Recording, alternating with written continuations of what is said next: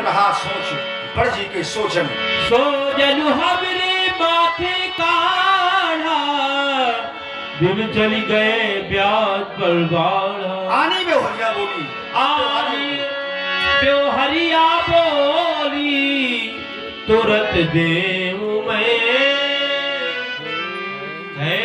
आनी आप बुलाओ लोहारियों को और तुरंत देव मैं थैली खोली। अरे बुलाए वहां जाते जहाँ होए ना, थैली खुलवाइए तुरंत, तत्काल करवाइए हिसाब। जाओ ना ही बैठो तो खुले और जाइयो तो ना खुली। थैली कहाँ? हाँ गए होगी थैली बंद, थैली है कहाँ? चाबी चाबी ले आओ चाबी। नहीं नहीं नहीं थैली नहीं, थैली चाबी से थोड़ी लगी, गांठ लगी थैली पे। तो थैली कहाँ है? अरे थैली सब थैली गांठ लगी है। जे माँ थैली ठीक भीतर ले जा रहे हो क्या? हंसिया ले आवे तो काट लेंगे पूरी थैली। ये काटने वाले नहीं। अच्छी गजब है गांठ मजबूत हो गई है ना भाई। पुरानी है गांठ। अगर गांठ जब ज्यादा मजबूत हो जाए उसको नहीं पुरानी भी है ना गांठ। उसको पानी में भिगो दो, दिन चली गए हो, उसको जल में भिगो दो, गांठ फिर ढीली हो जाएगी, चाहे जितनी मजबूत लगी हो, चाहे जाए कि लगी हो। जल में आप उसको भिगो दीजिए और धीरे धीरे हिलाने लगिए, गांठ तुरंत खुल जाएगी। अब जल जैसे हृदय में गांठ लग जाए तो हृदय में गांठ लग जाए तो हृदय की भी गांठ श्रद्धा रूपी जल से छूटती है। जब तक श्रद्धा रूपी जल नहीं लगाओगे तब तक गांठ नहीं छूटेगी। अज्ञान की ग्रंथि लग गई हो तो फिर उसमें जो ग्रंथ छूटेगी वो कैसे छूटेगी? वो ज्ञान रूपी जल से जब नहाएगा व्यक्ति तब ज्ञान रूपी जल में वो गांठ डाल दो ज्ञान रूपी, क्योंकि विमल ज्ञान को भी जल की उपाधि है। विमल ज्ञान जल सोज नहाई तब राम भगत उर छाई। तो यहाँ पर व्यवहारी बुलाए वहां जाते हैं जहां होना। अब व्यवहारिया शब्द ये अवधि भाषा से निश्चित है क्योंकि तुमने अवधि का प्रयोग किया, और जब हम इसको हिंदी देवनागरी में भाषांतरित करते हैं तो इसका अर्थ निकलता है महाजन। व्यवहारिया शब्द का अर्थ निकलता है महाजन, श्रेष्ठ जन। तो श्रेष्ठ जन कौन है? तो श्रेष्ठ जन वो लोग हैं जो भगवान शंकर में अपने जीवन का समर्पण करते हैं। क्यों? क्योंकि भगवान शंकर के विभिन्न स्वरूप बतलाए गए और कोई भी स्वरूप ऐसा स्वरूप नहीं है जो आदरणीय ना हो, जो जीवन में धारण करने के योग्य ना हो। सर्वप्रथम भगवान शंकर का रूप कौन? तो जो गुरुजनों का स्वरूप है।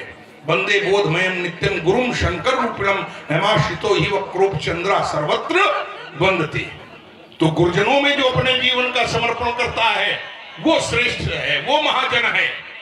दूसरा भगवान शंकर का स्वरूप, तो भगवान शंकर विभुम व्यापकम ब्रह्म वेद स्वरूपम। जो इस जीवन में वेद मार्ग को अपनाता है वो लोग महाजन हैं, वो लोग श्रेष्ठ जन हैं। और तीसरा भगवान शंकर का स्वरूप ये परम पवित्र ग्रंथ श्री रामचरितमानस, जिसको बाबा विश्वनाथ ने अपने सशक्त हस्ताक्षर दिए हैं सत्यम शिवम सुंदरम के रूप में। जिस समय ग्रंथ की रचना हुई थी तो बड़ा विवाद हो गया था। विद्वानों ने इस ग्रंथ को मान्यता देने से मना किया। काशी धर्म परिषद के पास बात पहुंची तो धर्म परिषद ने कहा आखिर ग्रंथ में लिखा क्या है हम देखें। और जब देखा तो भगवान शंकर की वो काशी धर्म परिषद ने भगवान की कथाओं का दर्शन पाया। तो काशी धर्म परिषद ने कहा कि इस पर हम निर्णय नहीं दे सकते हैं। क्यों? कहने लगे जो हमने जिसकी रचना की हो या हमारे मुख से जो सिद्धांत निकले हों उन सिद्धांतों पर तो हम निर्णय दे सकते हैं, लेकिन जो भगवान हरि की कथाएं हैं ये कहां से विकलित हैं? तो ये भगवान शंकर के मुख से निश्चित हैं। संसार में जितने हरिचरित्र हैं इसके प्रथम वक्ता भगवान शंकर हैं। तो कहने लगे बाबा विश्वनाथ ही इसका निर्णय करेंगे। सायंकाल की आरती के बाद सभी धार्मिक ग्रंथ मंगाए गए। सब धार्मिक ग्रंथों के नीचे श्री रामचरितमानस और अन्य सभी शहीद वेदों के ग्रंथ ऊपर रखे गए। और प्रातः काल मंगला आरती के समय जब पट खोले गए तो ये ग्रंथ सर्वोपरि पाया गया और सत्यम शिवम सुंदरम के हस्ताक्षरों से अंकित पाया गया। तो भगवान शंकर का वांगमय स्वरूप है श्री रामचरितमानस। इस रामचरितमानस में जो अपने जीवन का समर्पण करता है वो हमारे लिए महाजन है। और आज दर्शक दीर्घा में ये जितने दर्शक बैठे हैं, इनका अगर श्री रामचरितमानस में विश्वास ना होता तो ये ना हमें परशुराम मानते, ना लखनलाल को लखनलाल मानते। ये क्यों मान्यता दे रहे हैं? अकेले श्री रामचरितमानस का आधार लेकर जो प्रभु की पावन लीला यहाँ पर प्रदर्शित हो रही है, उस लीला में इन भक्तजनों ने अपने अमूल्य समय का दान दिया है। तो सभी भक्त हमारे लिए महाजन के स्वरूप हैं और सभी लोग दोनों हाथ उठाकर बड़े उच्च स्वर में जय घोष करें, बोलिए श्री शंकर भगवान की जय हो। समस्त भक्तों को हृदय से साधुवाद, हृदय से धन्यवाद। और भगवान शंकर से हमें एक ही निवेदन करते हैं, सर्वे भवन सुखिना, सर्वे सन्तु निरामया, सर्वे भद्राणि पश्यन्तु, मा कश्चित् दुःखभाग् भवेत्। अति विनीत मृदु शीतल वाणी बोले राम। एक बात हम जानना चाहते हैं, ये आयोजन किसने आयोजित करवाया?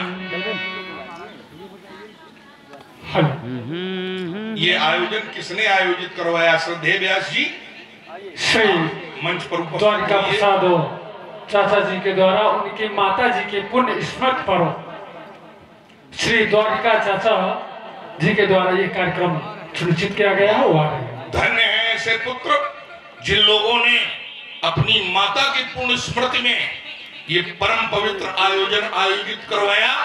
निश्चित ही ऐसे पुत्र दुर्लभ हुआ करते हैं।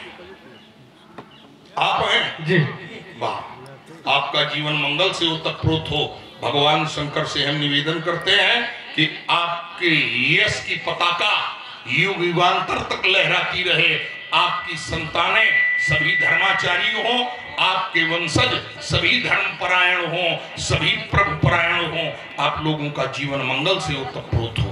और व्यास जी जय हो, जय हो, जय हो। आपको हृदय से साधुवाद है। आपने अपना अमूल्य समय देकर प्रभु की पावन लीला का बड़ी श्रद्धा से, बड़े भाव से यहाँ पर दर्शन किया और समय समय पर सब पात्रों का उत्साहवर्धन करते हुए अपनी प्रस्तुति को दिया है। भगवान शंकर से हम निवेदन करते हैं कि आपके ज्ञान में उत्तरोत्तर वृद्धि प्रदान करें। और कमलेश जी तो हमारे स्वप्न तक में आए। क्या बात? हाँ, 1 वर्ष पूर्व, और इनका दर्शन कई वर्ष पूर्व हुआ था ग्राम पलहरी में, लेकिन ये मस्तिष्क 1 वर्ष पूर्व इनका दर्शन प्राप्त हुआ। कहीं आयोजन में जा रहा हूँ, वाहन खराब हो गया। और इनमें खासियत है, कि जिसको इनका दर्शन हो जाए तो बार बार ये दर्शन देते हैं। इनमें खासियत ये हमने देखी है, इनमें हमने ये खासियत देखी है कि भगवान की लीला में अगर इनको लीला का पता लग गया है, क्या बात है? तो क्षेत्र में अगर है लीला तो ये वहां पर उपस्थित जरूर होते हैं। ये विशेषता हमने देखी है।